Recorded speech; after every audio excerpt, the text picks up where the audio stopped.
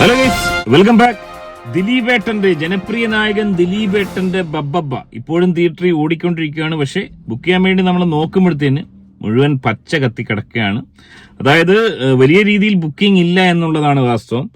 ഏട്ടന്റെ വലിയ ഒരു കംബാക്ക് ആയിട്ടെടുത്ത ഈ ഒരു സിനിമ 40 കോടി 35 കോടി 40 കോടി മുടക്കിയെടുത്ത ഈ ഒരു സിനിമ ഇറങ്ങിയ സമയത്ത് തന്നെ പൊട്ടിയെന്നുള്ള ഒരു അഭിപ്രായം നമ്മൾ പറഞ്ഞപ്പോൾ ഒരുപാട് പേര് ഏട്ടന്റെ അനുകൂലികൾ, ഏട്ടന്റെ ആരാധകർ എതിർക്കുകയും ഒരു 7 ദിവസം കഴിഞ്ഞ് ഇതിന്റെ ഈ കളക്ഷൻ ഒന്ന് ഇടണം, അന്ന് നീയൊക്കെ ഞെട്ടുമെന്നൊക്കെ പറഞ്ഞ് നമ്മളെ ഒരുപാട് പേര് തള്ളക്കി വിളിച്ചുകൊണ്ട് വന്ന് അതിന്റെ അടിസ്ഥാനത്തിൽ ഇപ്പൊ ഏതാണ്ട് ഒരാഴ്ച ആവാൻ പോകുന്നു. നാളെ മറ്റന്നാളോടുകൂടി നമ്മുടെ മോഹൻലാലിന്റെ ഋഷഭ അടക്കമുള്ള സിനിമകൾ വരുന്നു, വേറെ സിനിമകൾ വരുന്നു.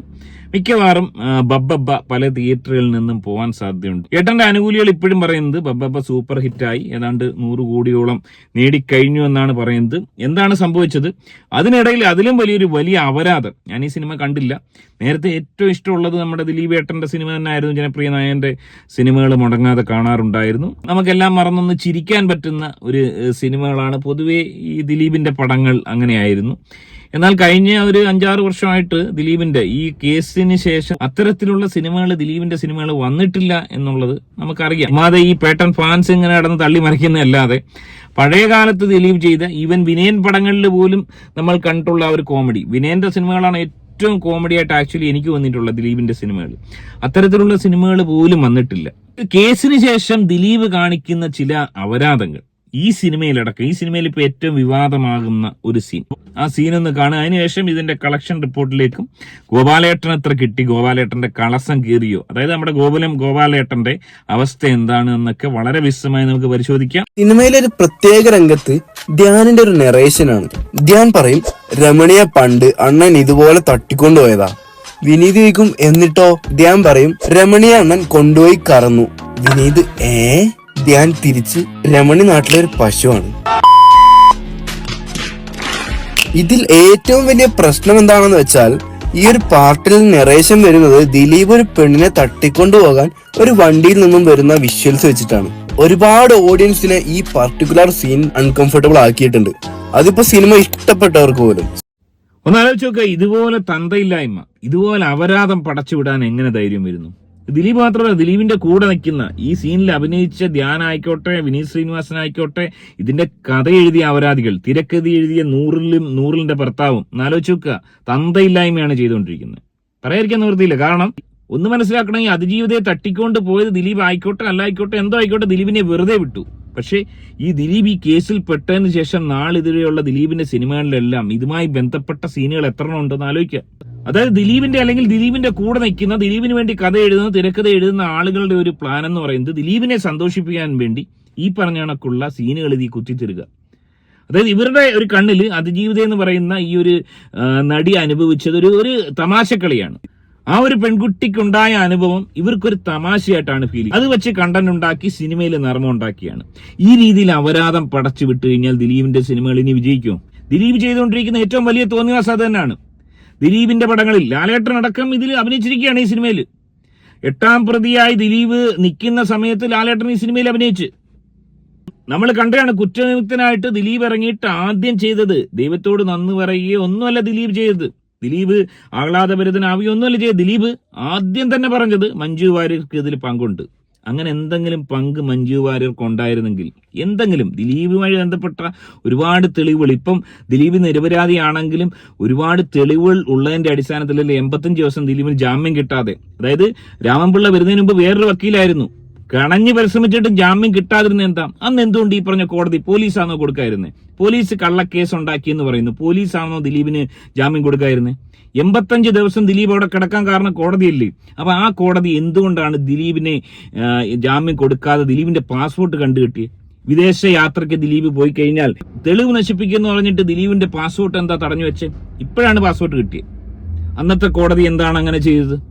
അപ്പൊ ഇതിൽ പ്രഥമ ദൃഷ്ട്യാ ദിലീപിനെതിരെ തെളിവുകൾ ഉണ്ടായിരുന്നു. ആ തെളിവ് പ്രൂവ് ചെയ്ത് ദിലീപിനെതിരെ വാദിച്ച് ജയിച്ച് ദിലീപിന് ശിക്ഷ കൊടുപ്പിക്കാൻ പ്രോസിക്യൂഷൻ സാധിച്ചില്ല. കാരണം പ്രോസിക്യൂഷനേക്കാൾ 10 മടങ്ങ് കേമനായ രാമൻപിള്ളയാണ് ദിലീപിന് വേണ്ടി ഹാജരായത്. അപ്പൊ അങ്ങനെ ആ കേസിൽ പുറത്തിറങ്ങി വന്ന ദിലീപിന്റെ പടത്തെ അന്നോട്ട് ഇന്ന് വരെ ഇതുപോലുള്ള അപരാധങ്ങളാണ് കാണിച്ചു കൂട്ടുന്നത്.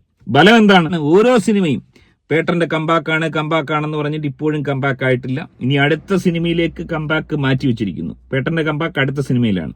ഈ സിനിമയുടെ ബലം എന്താണ്? ഇപ്പോഴും ദിലീപിന്റെ ആരാധകർ പറയുന്നത്, ദിലീപിന്റെ സിനിമകൾ ഇഷ്ടക്കേടുണ്ടെന്ന് പറയുന്നതല്ല, ഈ രീതിയിൽ അപരാധം കാണിച്ചു കഴിഞ്ഞാൽ ബബ്ബ എന്ന് പറയുന്ന ഈ ഒരു സിനിമ വിജയിക്കാൻ വേണ്ടി, അതായത് കേസിൽ നിന്ന് കുറ്റവിമുക്തനായി വരുന്നു, ഇനി ഈ ഒരു സിനിമ വിജയിക്കുകയാണെങ്കിൽ വലിയൊരു കമ്പാക്കായി ദിലീപ് ഒരു മുടിചൂട മന്നനായി മലയാള സിനിമയിൽ മാറുമെന്നുള്ളത് കൊണ്ട് വിജയിപ്പിക്കാൻ വേണ്ടി ആവുന്ന 68 നോക്കി കേരളത്തിലെ ഏറ്റവും വലിയ ക്രൗഡ് പുള്ളറാകുന്ന ലാലേട്ടനെ, മോഹൻലാലിനെ കൊണ്ടുവരുന്നു. ഫസ്റ്റ് ഡേ 6.7, അതായത് എമ്പുരാന് താഴെയുള്ള കളക്ഷൻ കിട്ടുന്നു, വലിയ രീതിയിലുള്ള കളക്ഷൻ കിട്ടുന്നു. അതിനുശേഷം പടത്തിന് എന്താണ് സംഭവിച്ചത്? ചുരുക്കം പറഞ്ഞാൽ ഗോപാലേട്ടന്റെ കളക്ഷൻ കീറിയെന്ന് പറയാതിരിക്കാൻ നിവൃത്തിയില്ല. 35-40 കോടി ബഡ്ജറ്റിലെടുത്തൊരു സിനിമയാണ്. അതിനുശേഷം വലിയ രീതിയിലുള്ള PR വർക്ക് വരുന്നു, ഒരുപാട് സമ്മിശ്ര കമന്റുകൾ വരുന്നു. പടം കൊള്ളാം, ഉണ്ടൈ വാച്ചബിൾ ആണ്, 50 കോടി നേടും, 100 കോടി നേടും എന്നൊക്കെ ഒരുപാട് പേര് പറയുന്നു. 2-ാം ദിവസം 3.3 കോടി, 3-ാം ദിവസം അത് 3 കോടി 20 ലക്ഷം ആവുന്നു. 4-ാം ദിവസം സൺഡേ ആയിട്ടും, അതായത് ഏറ്റവും അധികം കളക്ഷൻ കിട്ടേണ്ട സൺഡേ ആയിട്ട് 3 കോടി 20 ലക്ഷത്തിൽ ഒതുങ്ങുന്നു. 5-ാം ദിവസം മണ്ടയിൽ 1 കോടി 10 ലക്ഷം രൂപയാണ് കിട്ടിയിരിക്കുന്നത്. 6-ാം ദിവസം 1 കോടി 15 ലക്ഷം. ടോട്ടൽ 18 കോടി രൂപയാണ് ഇതുവരെ സിനിമയ്ക്ക് കളക്ട് ചെയ്യാൻ സാധിച്ചത്. ഇത് കേരളത്തിലെ കണക്കാണ്. ഓവർസീസ് കളക്ഷൻ 16 കോടി നേടിയെന്ന് അവർ അവകാശപ്പെടുന്നു. എനിക്കറിയത്തില്ല ഓവർസീസ് അത്രയും നേടിയെന്ന്. ടോട്ടൽ വേൾഡ് വൈഡ് 38 കോടി നിലവിൽ നേടിയെന്ന് അവകാശപ്പെടുന്നു. അവർ അവകാശപ്പെടുന്നതല്ല, നമുക്കിതിൽ കാണാൻ പറ്റും, സൈറ്റുകളിലൊക്കെ കാണാൻ 38 കോടി നേടി. അപ്പൊ അങ്ങേ അറ്റം പോയി കഴിഞ്ഞാൽ പേട്ടന്റെ ഈ ഒരു സിനിമ ഒരു 40 കോടിയിൽ അവസാനിക്കും. 40-42 കോടിയിലായിരിക്കാം അവസാനിക്കാൻ പോകുന്നത്. അത് കഴിഞ്ഞ് OTT കിട്ടുമോ എന്ന് നമുക്കറിയില്ല. ഈ പറഞ്ഞ ഭദ്രയൊന്നും OTTക്ക് ആരും എടുക്കാത്ത ദിലീപ് ഏട്ടന്റെ സിനിമകളാണ്. ഇവിടെ ഈ സിനിമ വൻ വിജയമായി ഏട്ടന്റെ വലിയ തിരിച്ചുവരവാണെന്ന് പറയുന്ന ആരാധകരോടാണ് ഞാൻ ചോദിക്കുന്നത്, ഈ 38 കോടി അല്ലെങ്കിൽ 40 കോടി കളക്ഷൻ കിട്ടിയാൽ നമ്മുടെ ഗോപാലേട്ടൻ അതിൽ നിന്ന് എത്ര കിട്ടും? ഈ ഒരു സിനിമയ്ക്ക് 40 കോടി കളക്ഷൻ കിട്ടിയാൽ അതിൽ നിന്ന് തിയേറ്റർ ഷെയർ ഏതാണ്ട് ഒരു 20 കോടിയോളം രൂപ തിയേറ്റർ ഷെയർ സർക്കാരിന്റെ GST ടാക്സ് ഇനത്തിൽ പോകും. ശേഷം ഉണ്ടാവുന്നത് പിന്നെ ഡിസ്ട്രിബ്യൂഷൻ ഗോകുലാണോ എനിക്കറിയില്ല, അല്ലെങ്കിൽ അത് ഒരു 3-4 കോടി അതിൽ പോകും. ചുരുക്കം പറഞ്ഞു കഴിഞ്ഞാൽ ഈ 40 കോടിയിൽ ഗോപാലേട്ടന് അങ്ങേയറ്റം പോയി കഴിഞ്ഞാൽ ഒരു 15-15.5 കോടി കിട്ടും. എന്നാലോചിക്കുക, സിനിമയ്ക്ക് ഏതാണ്ട് 35 കോടി 40 കോടിയാണ് ബഡ്ജറ്റ്. 10 കോടി രൂപ OTTയിൽ വിറ്റ് കഴിഞ്ഞാൽ പോലും ഗോപാലേട്ടന് കിട്ടുന്ന 25 കോടിയാണ്. ബലത്തിൽ ഗോപാലേട്ടന് നയാ പൈസ ലാഭം കിട്ടുന്നില്ല എന്ന് മാത്രമല്ല, ഏതാണ്ട് 15 കോടി രൂപ കയ്യിലൂടെ ഗോപാലേട്ടന് പോകുന്ന രീതിയിലേക്ക് കാര്യങ്ങൾ പോകുവാണ്. എനിക്ക് തോന്നുന്നു ഒരുപക്ഷെ ദിലീപേട്ടനെ വെച്ചിട്ടുള്ള ഗോപാലേട്ടന്റെ ഒരു അവസാന സിനിമയായി ഇത് മാറിയേക്കാം. ഇനി അദ്ദേഹം ധൈര്യപ്പെടുമെന്ന് എനിക്ക് തോന്നുന്നില്ല. അതായത് കേരളത്തിലെ ഏറ്റവും വലിയ ബോക്സ് ഓഫീസ് കിങ് ആയ ലാലേട്ടനെ അടക്കം കൊണ്ടുവന്നിട്ട് പോലും ഈ സിനിമ 50 കോടി പോലും കടക്കാൻ കഴിയുന്നില്ല. 100 കോടി കടക്കുമെന്നായിരുന്നു പ്രതീക്ഷിച്ചിരുന്നത്. 200 കോടി അടിക്കുന്നവരെ പറഞ്ഞിരുന്നു, എന്നാൽ 50 കോടി പോലും കടക്കുന്നില്ല. അതെന്തുകൊണ്ടാണെന്നുള്ള കാര്യം ദിലീപിന്റെ അനുകൂലികളും പേട്ടം പാൻസുമൊക്കെ ചിന്തിക്കേണ്ടിയിരിക്കുന്നു.